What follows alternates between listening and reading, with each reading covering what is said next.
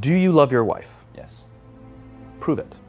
Like, what's the metric? Give me the number that helps me know, right? Because when you met her, you didn't love her.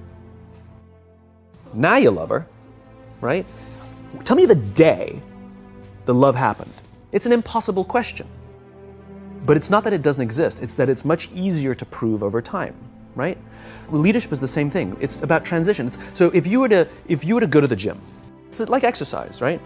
If you go to the gym and you work out and you come back and you look in the mirror, you will see nothing.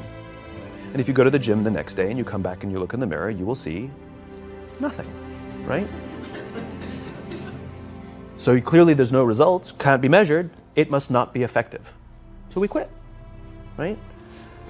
Or if you fundamentally believe that this is the right course of action and you stick with it, like in a relationship, I bought her flowers and I wished her happy birthday, and she doesn't love me. Clearly I'll give up. That's not what happens. If you believe there's something there, you commit yourself to an act of service. You commit yourself to the regime, the exercise. You can screw it up. You can eat chocolate cake one day, you can skip a day or two. You know, it allows for that. But if you stick with it consistently, I'm not exactly sure what day, but I know you'll start getting into shape. I know it.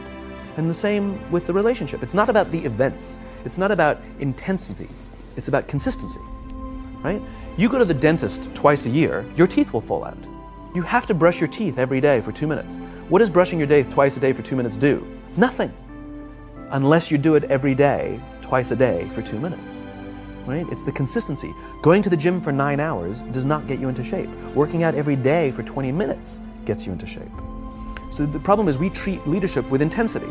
We have a 2-day offsite, we invite a bunch of speakers, we give everybody a certificate, you're a leader, right? Those things are like going to the dentist. They're very important, they're good for reminding us or getting us back on track, learning new lessons, but it's the daily practice of all the monotonous, little, boring things like brushing your teeth that matter the most. She didn't fall in love with you because you remembered her birthday and bought her flowers on Valentine's Day. She fell in love with you because when you woke up in the morning, you said good morning to her before you checked your phone. She fell in love with you because when you went to the fridge to get yourself a drink, you got her one without even asking. She fell in love with you because when you had an amazing day at work and she came home and she had a terrible day at work, you didn't say, yeah, but let me tell you about my day. Right. You sat and listened to her awful day and you didn't say a thing about your amazing day. This is why she fell in love with you. I can't tell you exactly what day, and it was no particular thing you did. It was the accumulation of all of those little things that she woke up one day and as if she pressed a button, she goes, I love him, right? Leadership is exactly the same. There's no event. There's no thing I can tell you you have to do that your people will trust you. It just doesn't work that way. It's an accumulation of lots and lots of little things that anyone by themselves is innocuous and useless. Literally, pointless by themselves. People will look at little things that are good leadership practices and say, that won't work, and you're absolutely right. But if you do it consistently, and you do it in combination with lots of other little things, like saying good morning to someone, that looking them in the eye. My friend George, who's a 3-star general in the Marine Corps, he says his test for leadership, and I love this, he goes, his test for a good leader is if you ask somebody how their day is going, you actually care about the answer. The number of times we're walking to a meeting, we're rushing, we go, how are you? Not good, I got to get to you later, I'm late for a meeting. Right. If you ask the question, you were standing there and you were listening to the answer.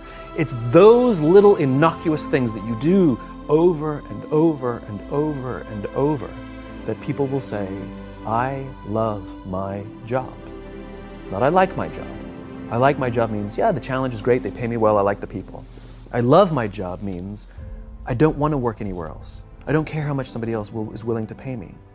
I'm devoted to the people here, and I care desperately about the people here as if they were my family. In business, we have colleagues and coworkers.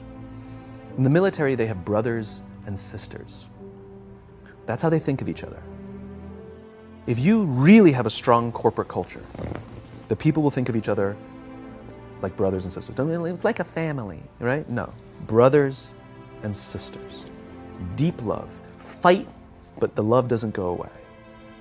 Bicker, the love doesn't go away.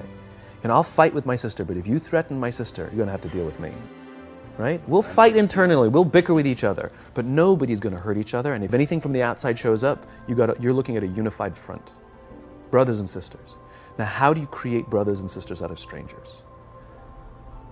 Common beliefs, common values, parents, in other words, executives who care about their children's success, who care to raise their children, teach them skills, discipline them when necessary, help them build their self-confidence so that they can go on and achieve something more than you could have ever imagined achieving for yourself. That's leadership.